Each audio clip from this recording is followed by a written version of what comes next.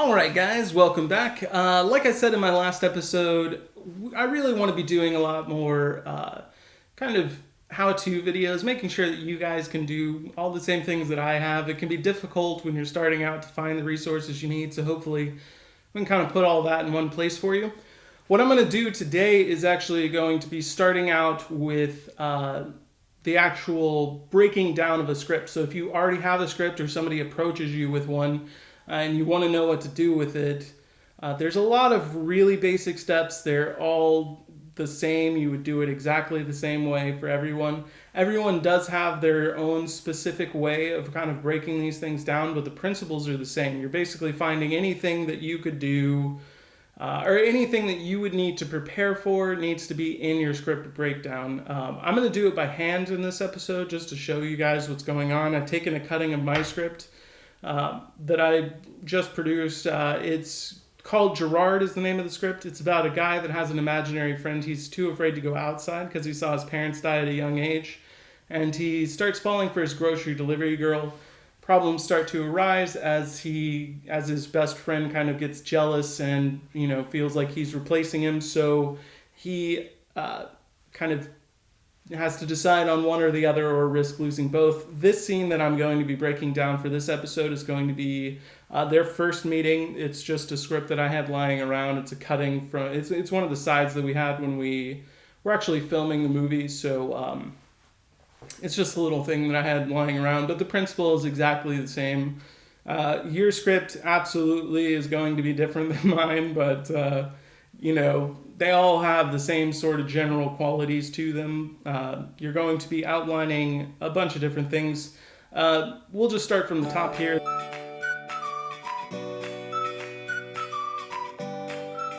The first thing that is in every scene that you're ever going to do is going to be the location or the place that you're actually going to be in. That's absolutely something you're going to need to prepare for.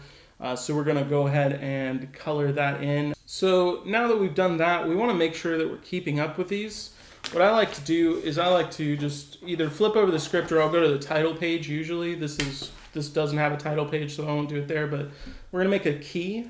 So the first thing we're going to want to do, you're going to just color in a little line there of the color that you're going to use for that. And we are going to write locations. So then we'll flip back to our script and we're going to go to the next thing that's on there.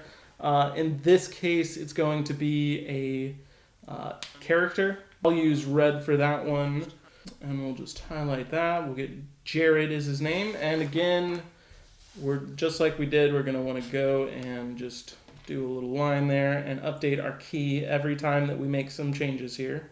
Let's do actor there. I'll know what that means. Like I said, a lot of people do these differently, and the biggest part of this is that you understand what it is later so that you can kind of go back. And the next one that comes up, they mention a chain on the door. So that's something that identifies something else within your script. You're going to want to do that one as well. Not everybody does that, but I like to know every single piece of it. So we'll do that as set dressing. The next one up is Jana, our grocery delivery girl. She starts talking. So let's take that and we'll do the same red for the actors. We don't need to create another entry in our key, but we do want that on there. So we're going to do that there. Now, the next thing that we can see on our script is going to be Jared, which we've already highlighted up further in the script. So that's not something that we need to re-outline because we've already got it there. If you have switched scenes, say the scene heading goes, I think there's one at the end here. Say the scene heading goes to interior Jared's bedroom day, which is the next scene in our actual script. Until the scene changes over, you don't need to re-highlight things that you already have because basically you're going to break this down into scene numbers once you're over and done with it, but we don't need that here, so we're going to just go ahead and highlight those through.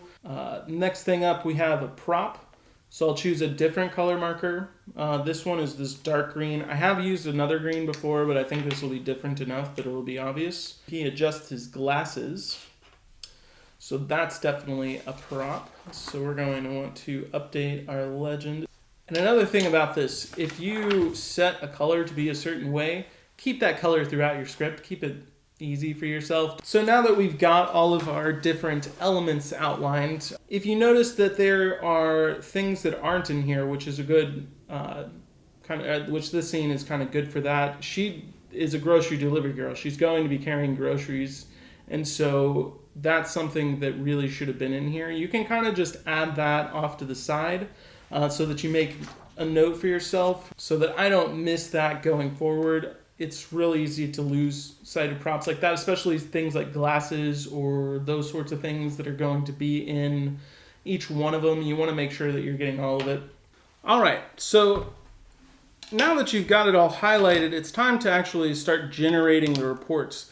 So basically what you're going to be doing here now that you've got all of these things outlined is you're going to start generating lists for yourself. This is going to make it infinitely easier when you start making your budget. But we're going to start by just writing down the things that we have. So now that we've got our script highlighted and all our different pieces broken down and we've generated our lists for that, you're gonna want to make a shot list for this. The coolest way that I found and the easiest way to do this is you're going to do, I heard it referred to as sticks. I've heard another person say that they were just lining their script, whatever you want to call it. But basically you're going to take your scene here. So I'm just going to do this kind of generally speaking, but you're going to take a line, you're going to put it up at the top, and you're going to draw a line straight down through where you want that thing to take place. I'm going to start with here. This is going to be a wide 2-shot. And again, you want to update your ledger so you know what's going on. I'm using the abbreviation W2S, or wide 2-shot, or W2S on the back here. And I'm going to say that means wide 2-shot. Now that shot has both characters in it, so I can just draw the line straight down the page, not a big deal. This one, we are going to want to do just a little bit differently. Let's say that this one, the scene sort of starts with Jared, so let's say that this is Jared's sort of over-the-shoulder shot. But what's going to change on this is that every time I come across a line that Jared has, I want to do a little squiggle, because that's who I'm actually covering on this. So that we know that we're kind of going to that. We want this to be an over-the-shoulder shot of Jared. Let's do him JR, since we have Jared and Jana, they're both J names. I'm sure that I'm doing this for the entire scene I'm doing here.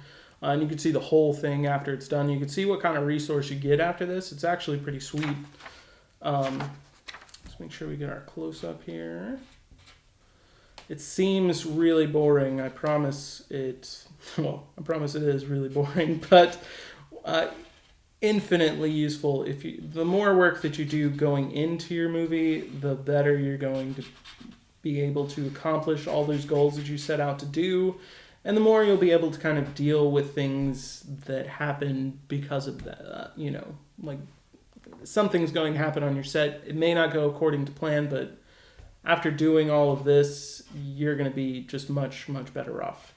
Once we got that done, we're going to go ahead and start making our shot list, because now we have a rough approximation of everything that we want this to entail. So we just have to actually go and we'll write them down. So now you can see there's actually like that in the grand scheme of things, this wasn't a whole lot of work to be done on this thing, but we now have our just a quick breakdown of the entire script that we're shooting. We have all of our locations, our actors set aside, we have our set dressing, we have props. We even have a rough shot list of our thing going forward, so we know kind of inside and out exactly what this scene's going to entail. And when I'm actually on the set, I'll take this thing out and I'll actually start looking through it and make sure that I'm getting through everything, just check the things off. You have your wide 2-shot, cross that line out. You have the over-the-shoulder, cross that out, But you end up with something similar to this here. You can see that it's, this is obviously the manual way of doing things, but I find that it helps being able to do it both manually and in a program. Some programs that'll do this for you, which you're absolutely going to want to check out. I believe Final Draft does it. The thing that I use is Celtex. This isn't an advertisement for Celtex, but I love that program. It's wonderful. I've been using it for years. I've written 4 feature films on it. I broke down my script on it, which is fantastic. And not only that, I didn't have to go through after I had broken it down and generate reports. It just did that for me, which is wonderful. Like I said, I'm not paid by them, but I've had a wonderful, wonderful experience working with their program. I would absolutely recommend it to anyone and everyone that would like to do something like this. It's really, really well done. In a general sense, you now understand how to break down scripts for production. You can take your scripts. You don't have to wait for a producer to come to you. You can just start doing it. And another thing about this is if you bring this to a producer, they're far more likely to get on board with it. If they know that you've put this much thought into it, and even though that was just a pretty simple amount of time, I think it took me 30 minutes to do this whole scene, if that, ahead of people that wouldn't have done this sort of work. And I have all the reports that I would need. When I go and start making my budget, I then just have to take every one of those things and then find a price for them. Locations only cost so much. They're generally, a fixed price. Hopefully this has helped you. If you have any questions, please feel free to comment below. I'll definitely answer them.